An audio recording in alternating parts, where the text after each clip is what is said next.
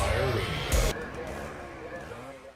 And we're up, everyone. Welcome back to the National Fire Radio podcast. Today, Matt Kodiček. Matt is the father of a wonderful child named Ben. And you, sir, you have another one as well, right? 8 and 11? 8 and 11. Who's your 8-year-old? Braden. So they're both Braden. B's. So I got They're both Ben, B's. Both B's, Ben and Braden. Well, Ben is the focus of the conversation today. Not to take anything away from Braden, but the thing, Ben's Blue Bags, right? That's how this came to be. This is how you got on the podcast today. I was scrolling through some social media. I saw a message from you about the program. I was very intrigued. I clicked on the links. I checked it out. And this is a sensory bag, right, for children with autism. And I really thought it was creative and smart. And I really was interested in actually getting more of the backstory about how this program came to be and to learn a little bit about yourself, Matt. And so welcome to the show. I appreciate you being here today. Give me a little rundown, man. Where does this all come from? So it comes from, I've been in the fire service. It's hard to believe, but actually, 25 years now. Yeah. I started in 1999 as a volunteer firefighter. Live and born in Northwest Indiana here in the, AKA they call it the region. I know you've kind of been up around our area a little bit, but we've known for Northwest Indiana, they've called us the region area. We're kind of a special breed, where we're just outside of Chicago. So Chicago doesn't accept us, but we're, 2 hours north of Indianapolis. So Right. they don't always accept us. So it's its own little area of Indiana. So, started off as a volunteer, firefighter EMT, worked part-time all through college. The community I live in now, Crown Point, I moved into in about 2003 and went career in 2009. So currently I work as a captain on the fire department, assigned to a tower ladder every day. But I came up the ranks, being on the ambulance. Majority of our calls are EMS. So our department's it's a great department. We have an awesome training culture. Our current staffings, we run 3 ambulances, an engine, a ladder truck, and a battalion chief out of 1 firehouse, with about 6,200 calls per year. So Yeah. very busy area. We have everything from rural to, urban that we back up with Maryville to Gary on the north end of our jurisdiction. So Right. Gotcha. So, the idea of doing the sensory bag came about 5 years ago, where I actually saw a concept or an idea of a firefighter paramedic out of Ohio doing, his department had kind of rolled out a sensory bag with some items. Love the idea and wanted to bring it to Northwest Indiana. We had some different cases with patients that were on the spectrum, and we didn't have anything at the time.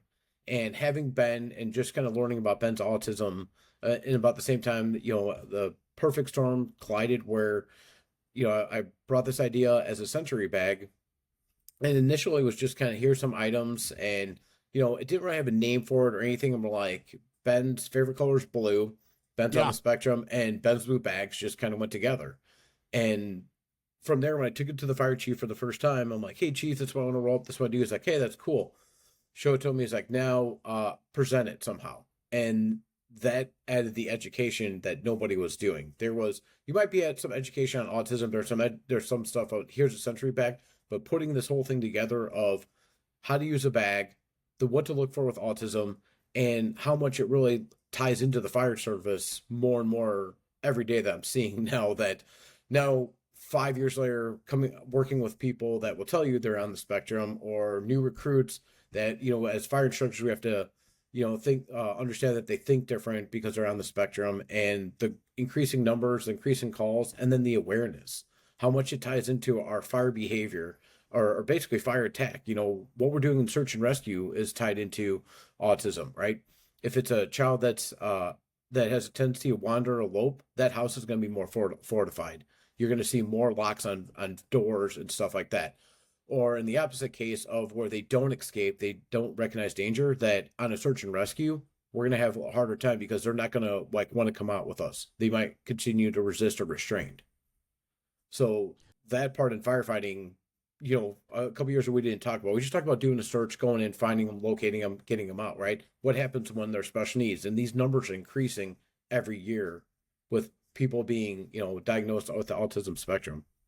I think you bring a lot to the table with that, and I kind of want to unpack that a little bit because I think education is the absolute key. The sensory bag is great, right? It helps. Mm-hmm. It's a tool. Yeah. It's a tool in being able to,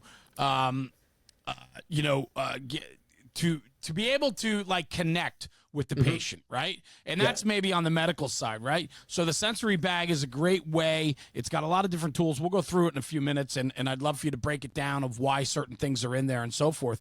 But before we even get to the blue bag, it's the education piece, right? Now, you grew up with, obviously, Ben's your son, and so growing up in your household, you've gotten a real good understanding of children that are on the spectrum and children of autism. And so for me, I don't. Right. And I would think a lot of people don't have everyday exposure to people with that are on the spectrum. And so I have to believe that, you obviously know so much more about it than I do. And when it gets out into the field, whether firefighting or in EMS or even in police or any type of civil service job that we have to provide services to people that are on the spectrum, education is key.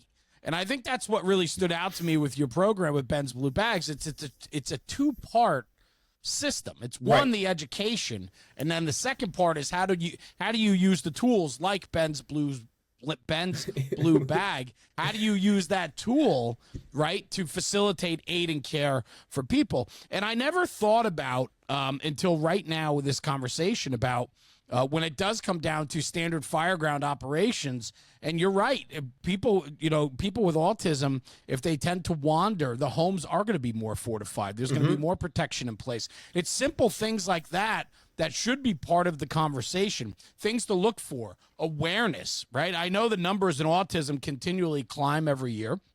I know we have more and more children that are considered to be on the spectrum. And so that means that our everyday is changing, and we have to be current and on top of it as first responders to truly understand how to combat, patients with autism. Yeah, it's again, I always tell people like I'm not here to tell, wonder what the number is increasing and all that. I think partly when I present, what the presentation part is, I talk about, a lot of times when autism was diagnosed years ago, it was just, there was Asperger's, there was pervasive development disorder. Now everything wraps up under the umbrella of autism because it's a spectrum disorder. So it's wide variety, and that there's different levels. And I didn't even understand that until having Ben. We had very minimal training with the state that would send out, a online thing that everyone had to complete for autism, but it hasn't been updated. Realizing that there's different levels and that every child falls slightly different on level. What may overstimulate one child is going to be different from the other one. Like when I do my presentation, I tell people like, Ben's not bothered by loud lights and sirens. I've dragged him to enough parades and he's rode in the fire truck. He is not bothered by lights and sirens, but he hates the happy birthday song. It doesn't matter if it's my birthday or your birthday, Jeremy, he doesn't like the happy birthday song. So every time growing up, if we're at a party, it's a happy birthday song, he's outside. Right? He doesn't like the happy birthday song. But I'll tell you, in my presentation, I say like, what's followed up by the happy birthday song? So we sing happy birthday, and what's that usually followed by? You asking me? Yeah. Blowing out the candles. And then we do cake and ice cream, right? Right. You better believe that kid is right back in there because he knows cake 100%. And ice cream's following. Right. So he'll leave for the happy birthday song. He comes right back because he knows that's followed up by some treats. So. Yeah. Well, so obviously having your own son that's on the spectrum, right? I mean, that obviously got your mind going about in our profession about how do we handle and deal with people with disabilities, right? It's not, like I said, I don't have a front seat of it every single day. So for me, it really doesn't come to the forefront for things that I need to be familiar with, and yet I should be. I should be more familiar. And that's where I think the training truly needs to come in, is that we need to educate people about things to recognize, telltale signs or condition or ways that they display their disability, right? Mm-hmm. Yeah, a lot of times, with autism, it's that social interaction. Ben is one of the somebody who'd rather preference to play alone. So in the presentation, I always talk about early signs for autism. So one is spitting of objects. They love spitting of objects. Train wheels, gears, fidget spinners, anything that goes around, race cars, fire engines, like anything, that has round circles, anything, in that circular motion is really attracted to them. I had a sheriff's deputy once. She came up to me and she tells me how her nephew's on the spectrum and he likes ceiling fans. I'm like, okay, cool. She's like, no, like he watches ceiling fans on YouTube videos. And I'm like, apparently you can watch ceiling fans on YouTube. Yeah, I had no idea. And it's those great stories you get that, you find. And so that's why the stuff that we put in the bags has to do with like spinning of objects, like fidget spinners and different stuff that, that spins. Preference to play alone. A lot of times they might not have that same, interaction. That's one of the struggles that I've had with Ben is Ben doesn't have like that best. He has that best friend now, like his buddy with our best buddies program. But, him and Braden, Braden, he doesn't want to play with Braden. Like Ben wants to play with his own stuff a lot of the times. Right. He'll be like, hey, you go play over there. I'll play here. Like they're not big on like sharing. They like their stuff. Very kind of like an only child syndrome a little bit. So some of that stuff, the social cues is like, where he should be at for his age group. He's still kind of stuck in liking more early, childhood things. So, but he can't have a conversation with you. He will say hi, but there's also like, he has to see you in certain things. So if he only saw Jeremy at school, right, as a teacher or something like that, and then sees you outside of school, it kind of throws him off. He's like, no, like I would see Jeremy at school. Like that's my teacher. And then like, we'll see a teacher outside of school and he'll kind of play shy and stuff like that because you're not in the normal setting that he sees you in. Right. No, that makes sense. I get that. And I think that's where the awareness needs to come from for firefighters, right? Is that we need to really understand that there are some telltale signs. And, when you don't have an everyday front row seat to it, you kind of, when you do go out on a medical call or we do go on a fire ground and we have somebody that is on the spectrum or has autism, right? It becomes one of those things that we have to figure that out by the cues that are in front of us. And where that starts with is awareness, right? Some key takeaways of things to recognize, because I don't know if they're playing by themselves during an emergency situation. I don't know if they don't want to have a conversation because they're distracted or they're in the moment of an emergency that they're confused and conflicted, or is this a condition that they have? And so, that's something that we as firefighters need to be sure that we can recognize. So with your exposure to this with your own son, Ben, and so on, I guess you saw along in your tenure in the fire service that there was a need for this, right? The awareness need, the educational piece, but then also the sensory bag, because this is what really stands out to me is this is another tool that we can keep on our ambulances or on an engine where we could offer when we have dialed in on the situation and realized that the child or the adult that we're dealing with might be on the spectrum. There are things then and tools within this sensory bag that can help us do our jobs. Yeah, setting up first responders, rather that's police, fire, EMS with these sensory bags has been key. And we continue to grow this program across the country where we've sent bags across all the way out to Kansas, up to Canada, out to New Jersey. I mean, you can be proud you guys are the first bags to New Jersey, but I've been to Prince Williams County, Virginia. We presented twice out there. We've sent bags to Massachusetts where different people see it. And, like I tell people, like the bags are one part of it. And if you guys have some understanding, the bags are a great tool, but it's also having that education. The bags give us a nice wide variety to allow us to help better treat and better, help our patients. And, at the end, it could even, I would say it kind of leads into community risk reduction to a certain point, right?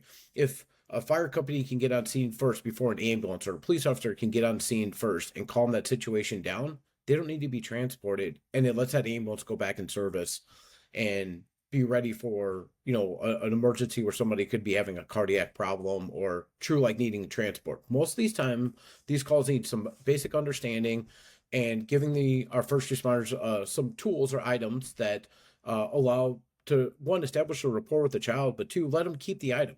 So I always tell everyone like the stuff we have in the bag, there's a wide variety of stuff. I go, if a fidget spinner works or one of these like pop-it balls work, let them keep it. That's why we put multiple items in there, and then you could refill the bag as needed. or like I send like on our when we go through the bags, like I send us stuff on there of like where we get everything through Amazon, how we put it together. Like the bags can be reused. You can keep that bag on that rig over and over again. Resupply the Sentry items as needed. You know, the bag is right. The bag is a keeper. So let me share with everyone, right? Yeah. So just bear with the sound because my voice is going to go in and out as I show off the bag, right? But this bag is great. It's got the beautiful patch on it, right? The puzzle patch, right? Ben's blue bags. It's a big blue bag, canvas bag. It's beautiful, and it's got plenty of space in it. But there's a lot of different tools and things in here, right? We have a set of headphones. Everything's wrapped for cleanliness, right? You know it's fresh.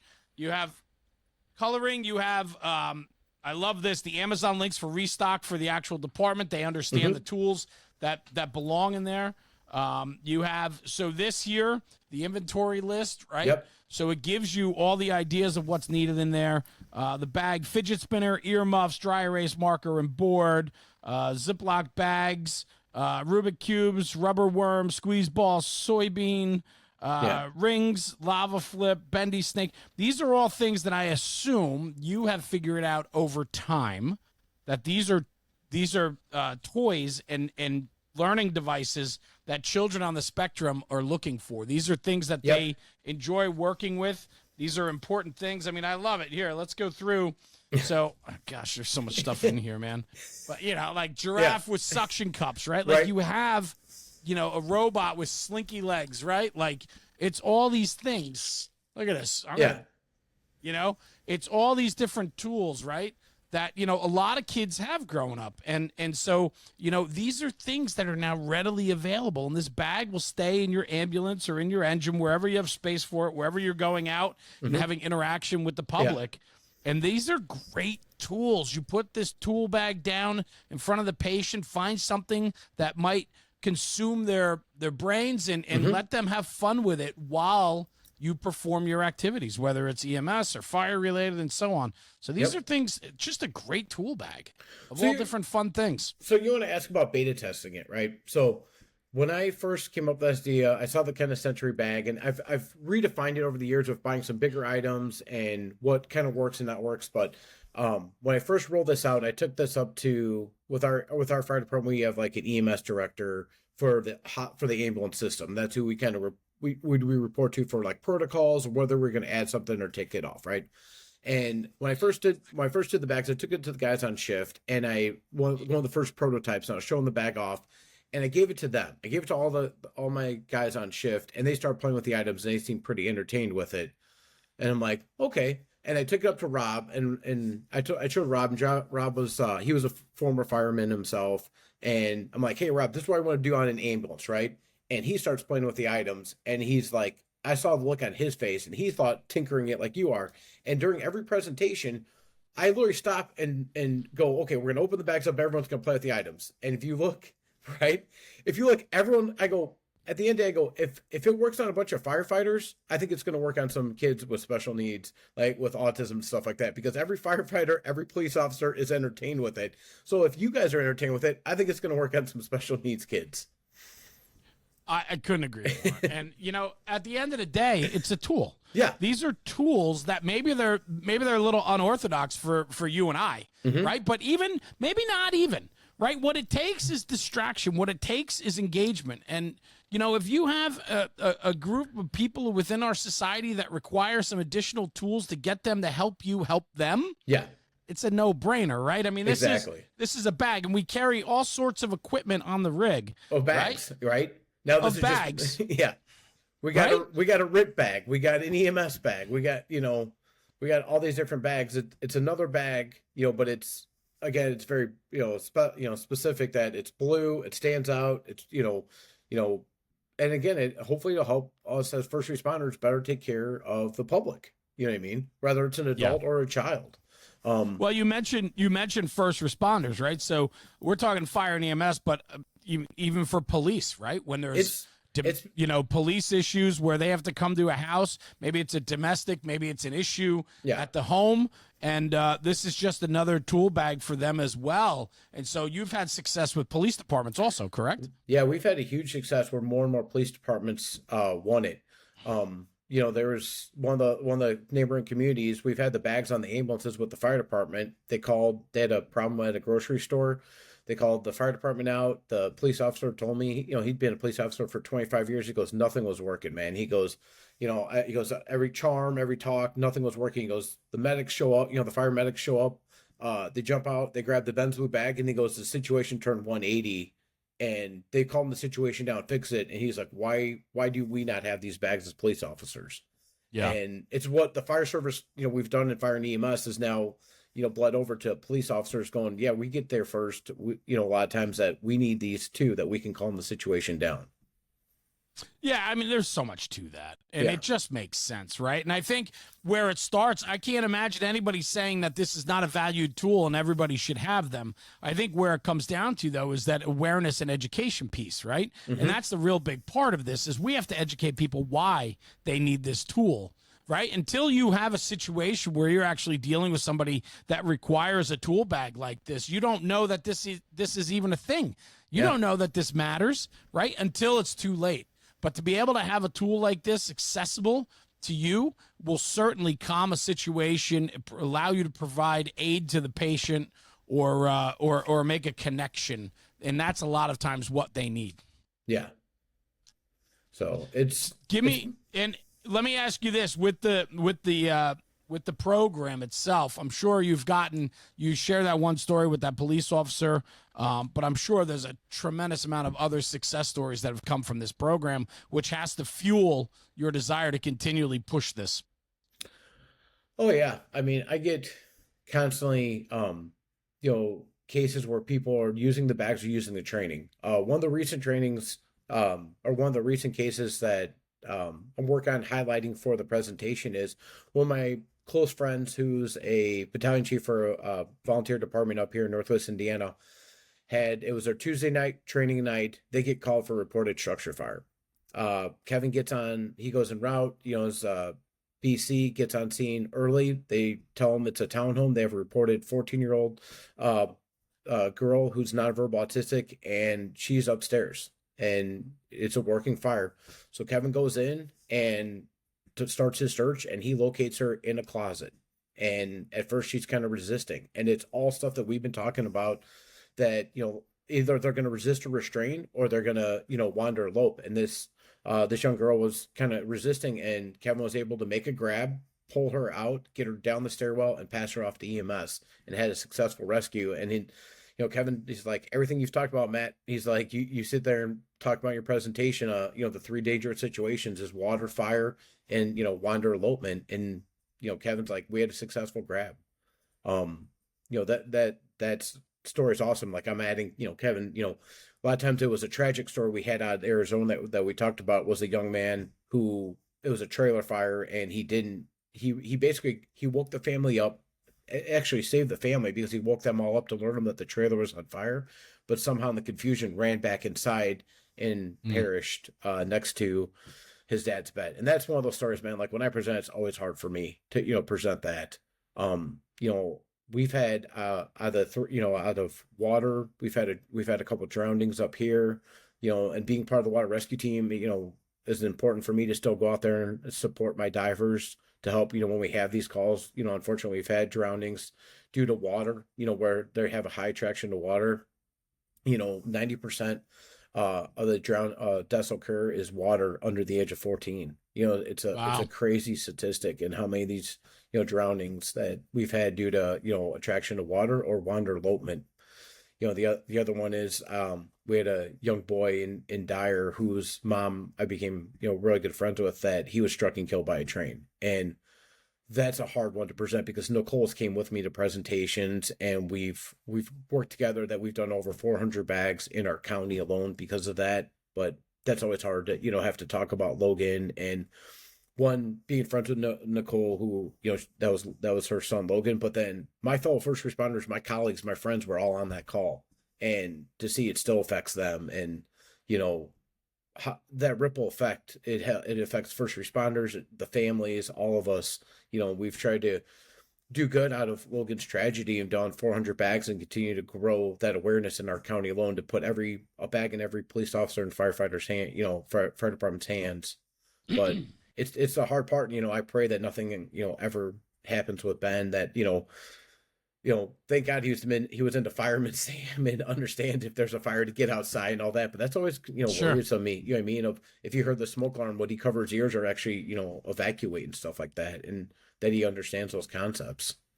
Well, it's a very real situation for you, right? Because you're dealing with this every single day, and it's. I think that is the fuel, though, that we need from you to get us the information and the ability for us to do our jobs better. And so, a program like this, Ben's Blue Bag, is truly something to me that I saw, and I was like, man, I want to talk about this for a bit because. I think I'm serious because we know the reach we have and we know we can influence in some ways, and this is one of those things that is really something that I think is important. And for myself, as my career continues to develop over the years, it's good to broaden your horizon and become more aware about many different aspects of the job, and this is something that isn't talked about often enough. We have Autism Awareness Month. There's time where I think it's talked about more than it's ever been talked about before. But if there are tools and education and awareness out there that is available to our departments, we need to be talking about that so we can get that arranged. And so how do people reach out to you if there's for the educational piece, if people are interested in the program or educating themselves about autism awareness in regards to the first responder, where can they find you? And then also talk a little bit about the Blue Bag program and how they can get involved with that as well. Yeah, so the education piece we'll do presentations in person, or we'll do even now via Zoom, like what we're doing here, where the best part is like being able to have a department, if they don't have a sensory bag, is having them, purchase, or they donate to the fund, that we get the bags out to them, and then we'll set up like a Zoom meeting, right? So presenting in person is always going to be better, right? And I've seen that, when you present, like when you're presenting in person, people have to engage with you, right? You can't be looking on your phone. You can call upon them, and that they're more engaged. But I can't be everywhere all the time. So if we could do something on the outer stretch of like presenting via Zoom, and on a volunteer training night or through multiple shifts, we'll set it up. Or I've had departments now, I'll present one time and they'll record it and then have them watch it, and go through as kind of an annual training and update stuff. The whole presentation from start to finish is 120 minutes, right? That's from me starting the presentation to going through. We do a little 9 to 10 question test at the end.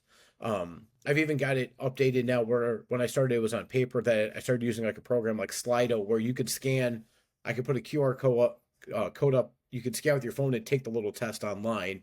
And sure. Like I said, it's not to pass or fail, but it's just, hey, test your knowledge. Did you get something from the presentation? Did you pay attention to it? That's great. So they can find you and reach out for that aspect of it, whether it's online or in person. Yep. And then talk to me a little bit about the Blue Bag program.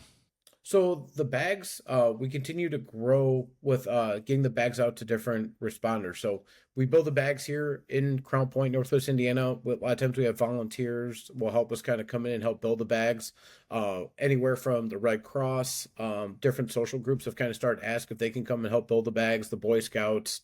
Or, one of the cool ones that we just did was in Hobart, what's called the Best Buddies program is kind of big around here. It's kind of growing across the country, where they put children like Ben that may be on the autism spectrum with a child that doesn't have any kind of neurological or any problems, and they kind of become best friends or buddies with that. The local school over there, they're like, hey, we want to do 50 bags. Can we build them there? I'm like, fine. So we brought everything over there, and the police officers and firefighters actually helped with the kids, walked along the line. We put the bags together, and then they turned around and gave all 50 bags to the police department for their officers. And it was like police, fire, and the kids all doing something together. It was a win-win for everyone. The cops and firefighters got to hang out with the kids, and then they got to see all these cool items. I mean, I think the hardest part is some of the kids were trying to keep some of the items, so we had to keep on count. Yeah, right. Because they're like, "Oh, I want this," and you're like, so we had to kind of balance of like make sure we brought maybe a couple extra items, so it's like some giveaways and stuff like that. We presented. I presented at Ben's elementary school about good citizenship. They asked me to come in and talk about what we're doing with Ben's Blue Bags, and we present with I did two different presentations, but at the end of Ben's class group as fifth graders, when we were kind of breaking off, we actually gave a couple bags away to the school for the teachers to have. Here's a Ben's Blue bag for the schools and stuff like that. And the kids actually started kind of like chanting "Let's go Ben!" And man, I thought somebody cut an onion. Man, I was just like, to see that the whole school system kind of behind them with all that stuff, man. Like, you know, it was a pretty surreal moment. And now when kids see me in the fire truck, like, oh, it's Ben's dad. Hey, where's Ben at? You know what I mean? They think he's with me like all the time. And, you know. Does Ben know the impact he's making through this program with his name assigned to it? He doesn't even realize, you know, the difference that he's made for us as first responders and kids on the spectrum. You know, he just those are like his blue bags, but he has no idea the difference that what he's inspired me to do and, you know, continue to help and grow. And he's surely helping make a difference. And there's no doubt. And he's a kid that doesn't want to be in the spotlight. You know, he'd rather be tucked behind, or, you know, Braden likes to be, you know, I call him like Ricky Bobby, man. If he's not first, he's last. Like, there you go. You know, there you go. But, well, Ben doesn't want the song. He doesn't want the birthday song. He just wants the cake and ice cream. He just wants the cake. And there's nothing wrong with that, man. There's nothing wrong with that at all. And that kind of just sums up this whole thing, right? Yeah. It's like, you know, his impact, you know, through your hustle and your drive and desire to do more. Man, you bringing a lot to the table with this program, and I think that you have to be making a difference along the way. And so I thank you for that, Matt, because you know, we need more programming like this. We need more education and awareness, certainly, and then, you know, the tools in the tool bag. You know, that cliche saying, right? But that's truly what this is. Ben's Blue Bags are, you know, truly that tool that can help us get through to the patient. Yep. Yeah. Awesome. You know, and you know, again, like growing up, you know, Jeremy, you're a little bit, I know I'm like 45. I think you're very closer in age and stuff like that. We grew up on stickers and, you know, stuffed animals, but these kids, that doesn't really work these days. These kids know our smartphones better than we do. And, you know, and they need, you know, and kind of keeping them off that electronics too. You know, like that was the big thing about our program, is like, I didn't want anything electronic, right? Some of the early stuff they kind of showed was like, well, you can download something for your iPad, right? Well, if that ambulance company has to transport them, right? Yeah. And you go you go to the hospital and you're like, okay, now you have to get the ambulance iPad back, right? Do you ever take a electronic device away from your child or some of your rookie firefighters? You know what I mean? Yeah, right. Like, so why are we going to set them up for failure? We're like, oh, here's this electronic device, and now we need it back from you. Like, give them an item, let them keep the item, and, you know, they'll remember it. You know what I mean? And it establishes that rapport with the public, the parents. You know, that we have a better understanding, because we become the caregivers when the parents even become, you know, it could be incapacitated in a car accident or a fire. Like, we're caregivers. You know what I mean? Yeah. You know, whether we want to admit it or not, that it falls on us to care for them until somebody else can come along. So why not have these items to better help us? Yeah, I love that, man. And I think what you're doing here is very good for the fire service. And of course, it's promoting positive care and awareness. And it doesn't get any better than that. How can people get involved? If there's companies out there that want to help support this mission, I mean, I know you're always looking for sponsors and partners to spread the word and to be able to fund the project. I mean, obviously, there's a cost that goes along with this project and so on. But for you, I'm sure partnerships go a long way. Yeah, definitely partnerships. And even like with with different fire companies, like, you know, they don't always have to like pull it out of their training budget or their equipment budget. You wouldn't believe how many local, you know, different civil community groups would want to sponsor getting bags for your fire department. We've worked with the Kiwanis group. We've worked with, you know, different Lions clubs. There's different advocacy groups that were willing to buy you guys this equipment and help give you guys the training. You know what I mean? If anything, even local families, you know, we do the bags. It's $125, and that covers basically the cost of us, you know, getting the bag, getting the materials. Obviously, you know, we have to ship it and stuff like that, but it's very minimal. And, you know, what we spend on fire equipment and stuff like that, you know, for a bag, you know, for $125, it's a donation. We're a 501c3, but you wouldn't believe how many people will see this or you know, have seen, like when we did with Chicago News, we did it and they did a TikTok that parents were like, I want to buy one for, XYZ fire department where I live. And I'm like, all right, cool. This is how we purchase them. But I go, I'm not going to, I can't like approach every fire department. If they come to me or they're like, hey, we have, funds to spend, like we can figure out pretty quickly how much it costs to, ship bags wherever in the country or to Canada and, across the world and stuff like that. So, but it, yeah, and then just make it sustainable, and like I said, most times if you set the fire department up, when we did some local grants here, I go out and present it to, our first grants were like anywhere in our 5-county area, we could, do one presentation, set the fire department up with a bag. And almost every time they would never leave with one bag. They wanted to buy 2 or 3 because, this chief squad goes on ambulance calls or, this engine does it. So we needed multiple bags. And, most of them get behind it. And I'll tell them like, here, you can contact me. We can figure out a refill kit or here, like I said, here's all the links here's how to go on and, resupply what you need. But the bag you shouldn't have to replace, the dry eraser board you shouldn't have to replace. It's just some of the consumables that, down the road as you use it, again, there's not really an expiration date on anything there. It should last you, as long as you need it to last. Rather, you go on those ration calls when you might have a bunch where you might use it and you might go where you don't use it at all. But also the bags don't have to just be on somebody on the spectrum. You can use this on any pediatric call. Anytime somebody's overstressed, to establish that rapport with that patient or with that, that subject, like it doesn't have to be just special needs. You could use it on a wide variety of calls. Like I said, take that bag back to your firehouse and let the guys play with it and see how well they're entertained. And you'll know that it's going to work on a call when you have somebody that's in a high stress situation. We need to calm them down or give them something to refocus on. I love that, Matt. That's a very good point. It's a universal tool that can be used across the board. I think it's an absolute win. Where can people find you? We talked about how to go about possibly purchasing the bag or getting the awareness program, but where can people find you? Give me an email or a website or social media? Yeah, so we're on Facebook. Ben's Blue Bags is on Facebook. I try to reply as soon as I can on a Facebook Messenger. Ben's Blue Bags at Gmail. And then we do have a website, bensbluebags.com. Sometimes, awesome.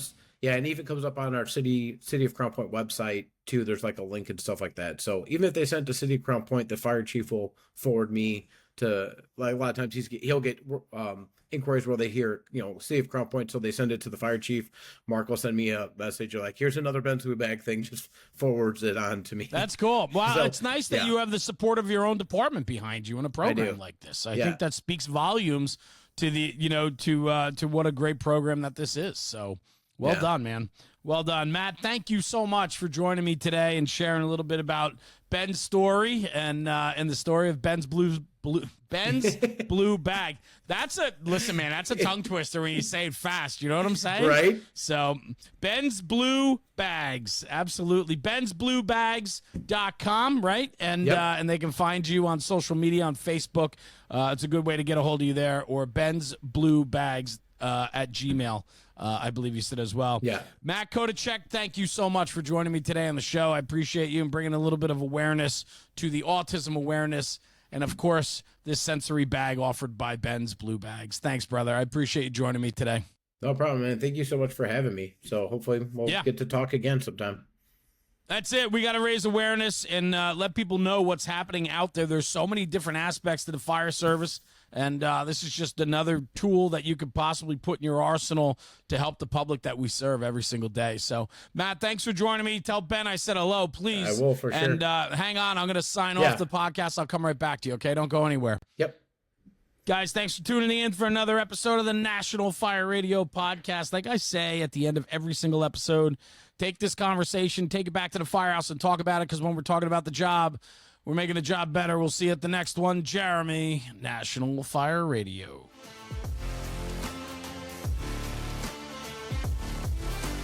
National Fire Radio.